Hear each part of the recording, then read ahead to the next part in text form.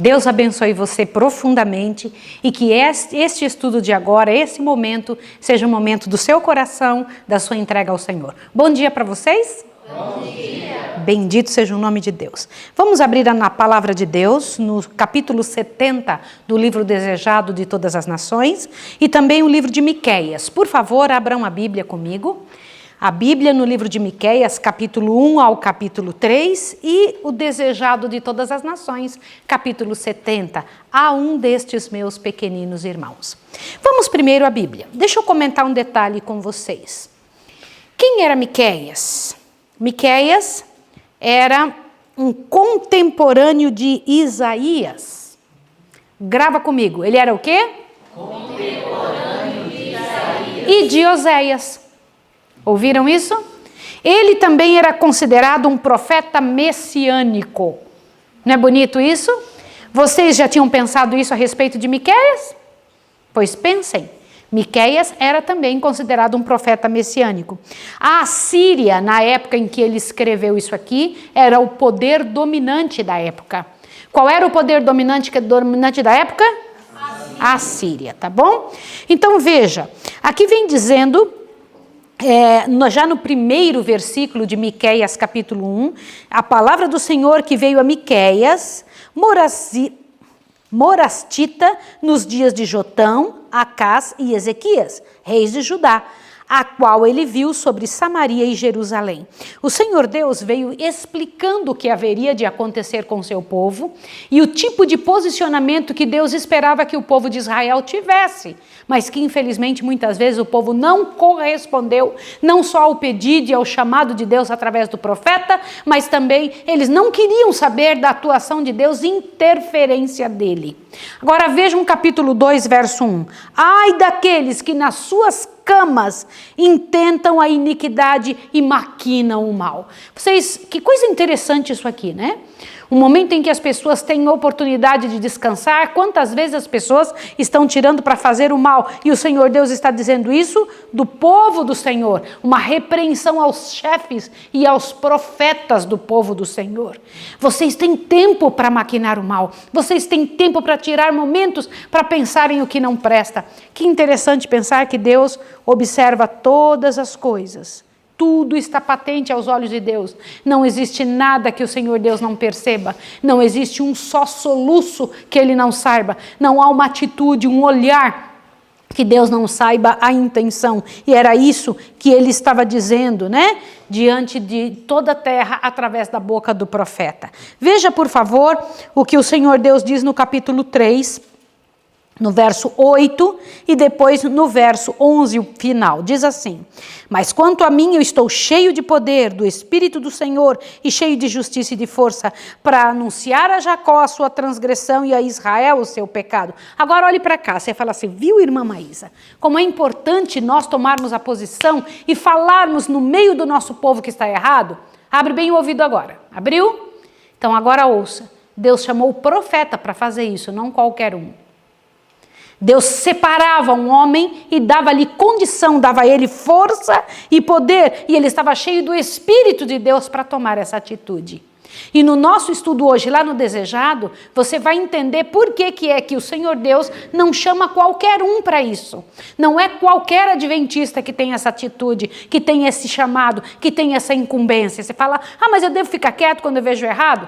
Qualquer pessoa comum que não foi chamada por Deus de forma direta para anunciar os pecados de seu próprio povo, devem ser testemunho do que é certo. Agora, os que foram chamados, ai deles que não falem. Ai deles que não abram a boca. Olha o que o Senhor Deus diz no verso 11.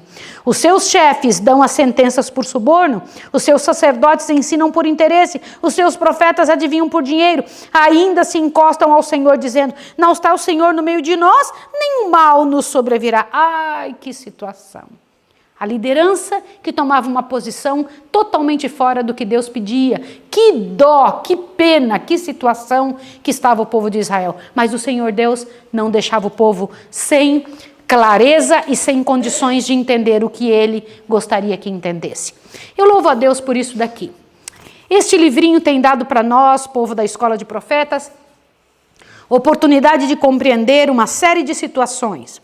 Hoje, Mateus 25, do versículo 31 a 46, é o coadjuvante do que nós vamos estudar, que está aqui no capítulo 70, do Desejado de Todas as Nações. Eu fiz um slide para poder nós trabalharmos juntos este momento, tá? Então, o material, Cleiton, já está aí, né? A um destes meus pequeninos irmãos. Deixa eu comentar com você alguns detalhes.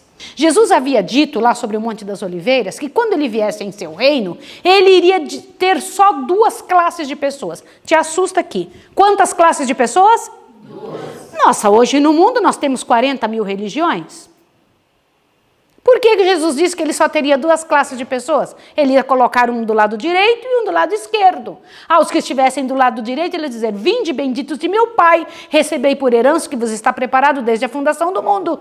Mas ao que estava no lado esquerdo, ele disse: apartai-vos de mim, malditos, para o fogo eterno. Eu pergunto a vocês, por que Jesus estava fazendo e fazia essa diferença entre um grupo e outro? O que é que estas pessoas faziam que dava a Deus a autoridade para dizer: vocês estão no meu lado direito e vocês estão no meu lado esquerdo?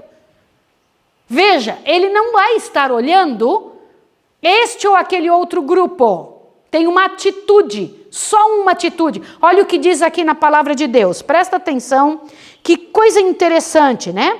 Que eu queria que vocês pensassem. Aí, no início do capítulo 70, no primeiro parágrafo, na metade dele, você encontra o seguinte: e apresentou sua decisão, a decisão de escolher uns para a direita ou para a esquerda, girando em um único ponto. Como?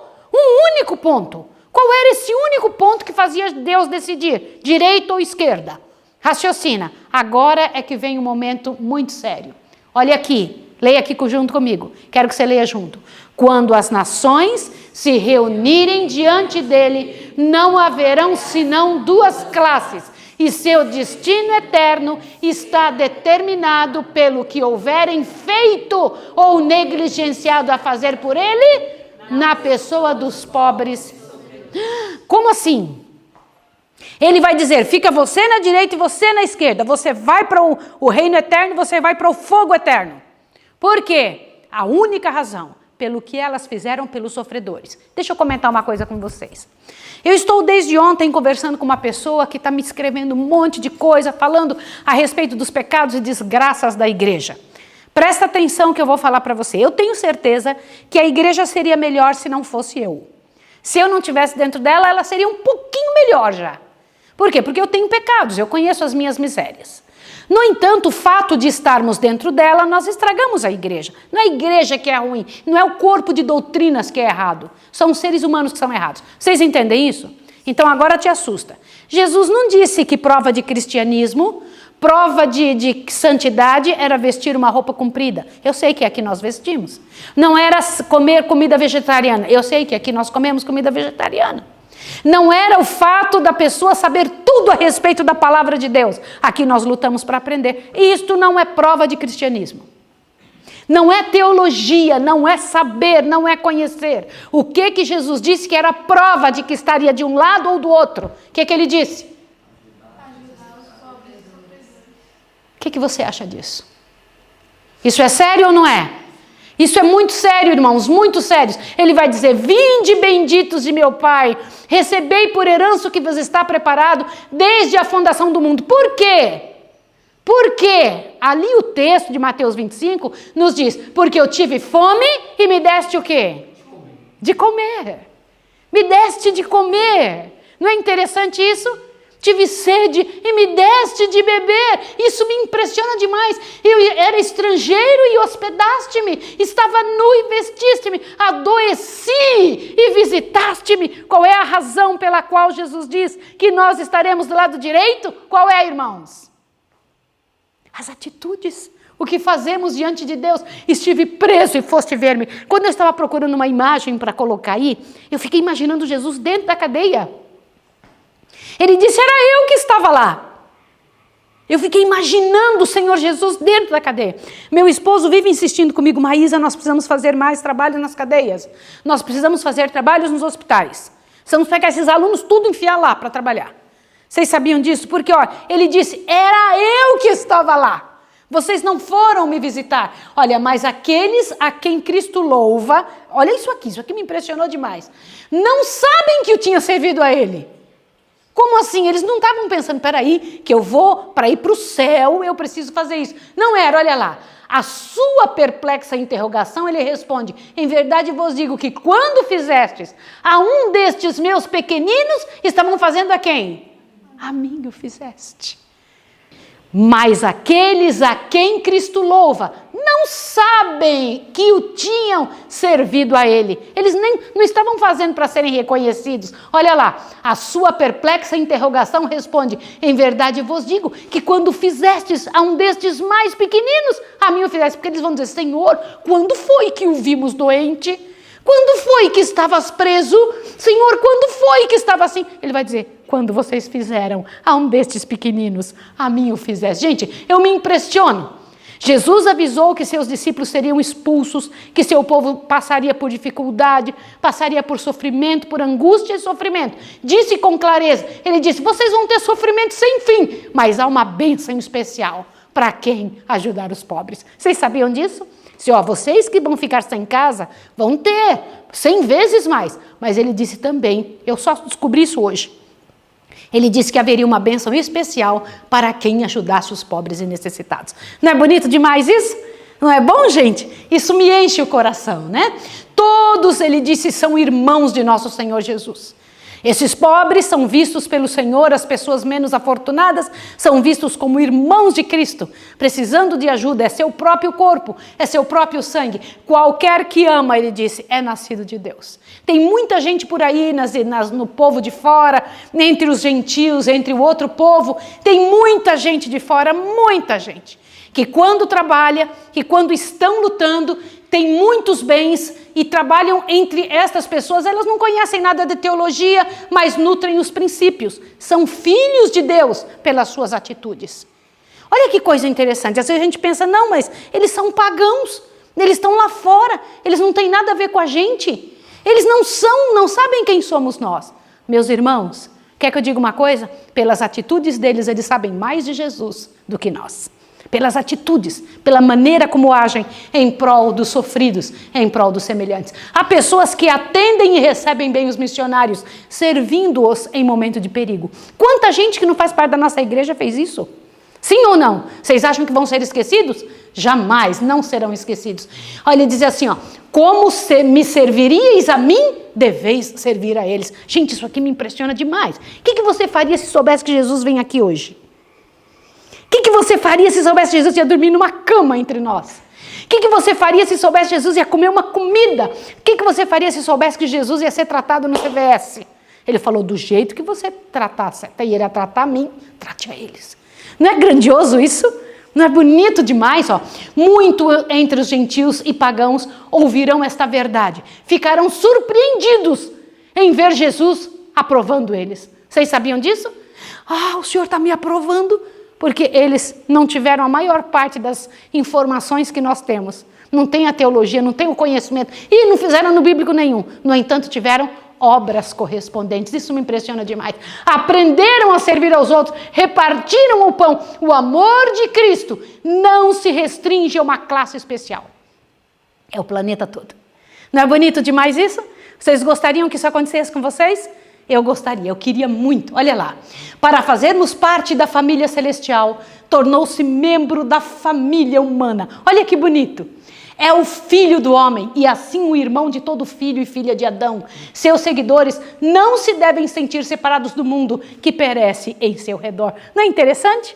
Para se tornar, olha bem, para que a família da terra pudesse ser família do céu, ele fez o quê? Eu vou me tornar um deles, porque assim eu consigo ganhá-los. Se ele fez isso com os da terra, por que nós não podemos fazer? São uma parte da grande teia da humanidade e o céu os considera irmãos dos pecadores, da mesma maneira que dos santos. Eu quando vi essa imagem aí, gente, foi criada especialmente para esse momento. Eu achei que aquele negócio ali dentro daquele prato era um cuscuz. Vocês não acharam? Vocês não acharam? Aí não tem ninguém parecido com a gente, né? Hoje nesse não tem. Mas pelo menos o cuscuz é parecido com a gente. Sim ou não?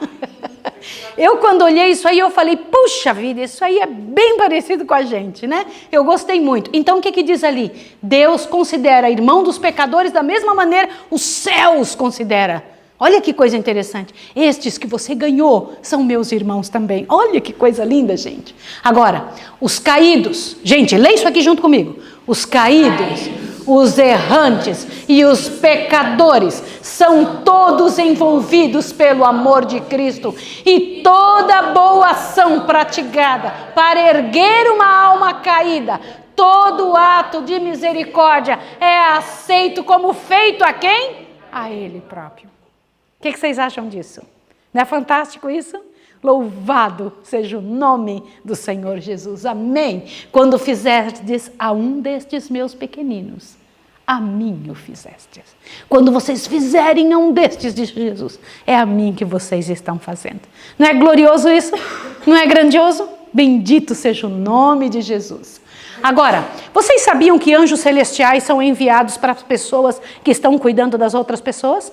Vocês sabiam? Anjos celestiais são enviados. Neste estudo de hoje diz que os anjos acompanham quem está servindo outra pessoa. E ainda diz o seguinte, olha lá, ó, mas os anjos do céu estão atravessando a terra de alto a baixo, de lado a lado, buscando confortar os tristes, proteger os que estão em perigo, conquistar o coração dos homens para Cristo. Ninguém é negligenciado ou deixado à margem. Deus não faz acepção de pessoas e tem igual cuidado daqui na terra pelas almas, igualzinho como ele tem pelas almas que estão no céu. Não é fantástico isso? Sim ou não? Isso me enche o coração, eu acho isso precioso demais, irmãos. Ao abrirdes a porta aos necessitados e sofredores de Cristo, estáis o quê? Acolhendo o quê? Anjos invisíveis. Você gostaria de receber anjos na sua casa? Olha aqui que Deus diz, isso me enche o coração. Convidais a companhia de seres celestiais. Convide, esteja com eles. Olha, agora, isso daqui me chamou muita atenção no estudo. Olha essa frase. Todo ato de misericórdia produz o quê? Vocês sabiam? Que um ato de misericórdia faz os anjos cantarem. Enche o céu de alegria. Faz os anjos cantarem ali. Olha, os que estão à esquerda de Cristo. Gente, aqui está um negócio que eu me impressionei demais. Falei do lado direito, agora vamos falar do lado esquerdo. Os que estão à esquerda de Cristo, os que o negligenciaram na pessoa dos pobres e sofredores, estavam inconscientes de sua culpa. Por quê? Satanás os cegara, não perceberam o que deviam a seus irmãos. Como assim? Deviam. O que é dever? Gente, agora eu tomei um susto muito grande ao estudar aqui. Quer dizer que aqueles que estavam à esquerda nem sabiam que estavam devendo os outros. Devendo no quê? Estiveram absorvidos consigo mesmos e não cuidaram das necessidades dos outros. Quer ver no que deviam? Eu não sei se vocês sabem, mas as pessoas que têm muito dinheiro, a palavra de Deus hoje de manhã nos ensinou o seguinte. O que nos ensinou? Deus deu aos ricos fortuna para quê? Você sabe, quando você vê alguém bem rico, pode acreditar. Quem foi que deu a fortuna a essa pessoa? Quem foi? O que diz aí? Deus. Ele deu para quê? Para eles terem um bom carro, para eles terem uma boa casa, para terem roupas fantásticas. Era para isso? Para que tinha sido dado dinheiro para esse povo? O que diz aqui? Para que socorro e confortem seus filhos sofredores. Os pobres são roubados quando nós não os ajudamos. Isso está escrito no estudo de hoje. Os pobres são roubados quando não trabalhamos em favor deles. Isso me impressiona demais, me deixou muito impressionado. Mas Cristo contempla tudo isso e diz, vocês sabem?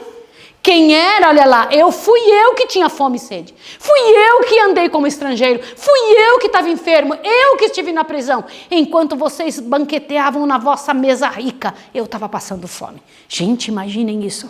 Não impressiona, não é muito diferente para você perceber isso? Não te enche o coração, não te impressiona demais. Ele diz, eu não tinha onde reclinar a cabeça quando você tinha a sua habitação grande. Quando apinháveis o guarda-roupa de ricos trajes, eu me achava destituído de tudo. Ao irdes em busca de prazeres, eu definhava na prisão. Gente, isso aqui é impressionante demais, demais, demais. Muitos pensam que seria grande privilégio, gente, visitar os lugares onde Jesus passou. Irmãos, quer que eu fale uma coisa? Jesus diz assim, eu estou entre vocês e vocês não estão vendo, na pessoa dos pobres. Não precisa ir lá em Jerusalém, não. Se você quiser ir lá passear, vá. Mas se você quiser encontrar-me, vocês vão encontrar na pessoa dos pobres, dos desfalecidos. Fazendo como Jesus fazia na terra, andaremos em seus passos. Não é fantástico? Não é lindo? Isso me impressiona demais, demais. Milhares nunca ouviram a verdade. Achamos-nos na mais solene obrigação de fazer o que gostaríamos que fizessem para Ele.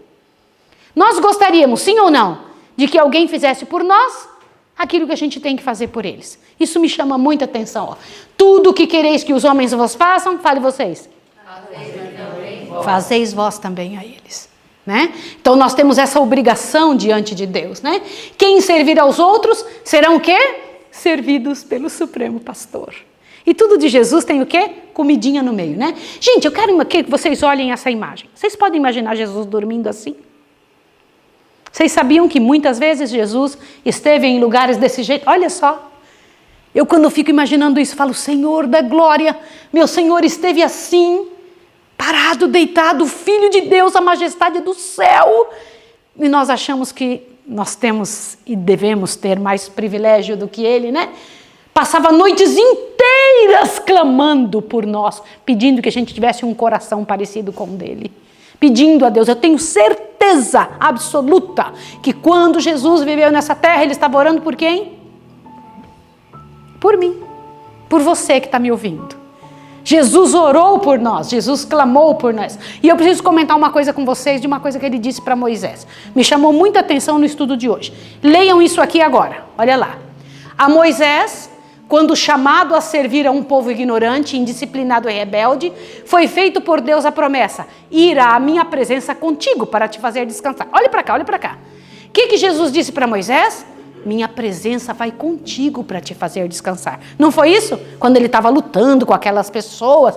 Agora, vocês sabiam que essa promessa que ele fez para Moisés serve para quem? Olha aqui, ó.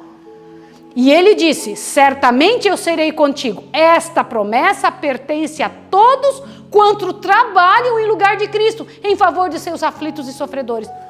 Olha aí, todos os que trabalham em favor dos aflitos e sofredores recebem a mesma promessa que Deus fez para Moisés. Não é lindo? É? Gente, que coisa linda, que perfeição, louvado seja o nome de Deus. É porque essa obra é negligenciada que tantos jovens discípulos nunca avançam além do simples alfabeto da experiência cristã. Isso aí me impressionei demais. O Senhor Deus nos ensina que muitos jovens hoje estão perdidos porque não fazem trabalho de missão. Vocês ouviram isso? Que os jovens estão perdidos porque não fazem trabalho de quê? De missão. Que se fizessem, eles teriam foco na vida. Pais, vocês que estão me ouvindo, peguem os seus filhos e saiam, ao invés de pensar em ir para um local fazer Disney, seja o que for, vá com seus filhos numa favela, trabalhem por pessoas que estão necessitando, corram no seu bairro, busquem ajuda. Muitos jovens não estariam perdidos se fizessem esse trabalho, está escrito no estudo de hoje, né? O próprio eu seria esquecido na diligente obra para o bem dos outros. Isso me deixa com o coração muito cheio. Quando amarmos o mundo assim como Ele o amou, então sua missão por nós está cumprida. Estamos aptos para o céu, pois o temos aonde? No coração. Glórias ao nome de Jesus. Isso me chamou muita atenção. Irmãos, dê uma olhadinha, por favor, nesta imagem aqui. Observe direitinho esses pés. Vocês sabiam que essa é uma estátua de um mendigo deitado, mas olha como estão os pés desse mendigo. Quantos de vocês conseguem observar?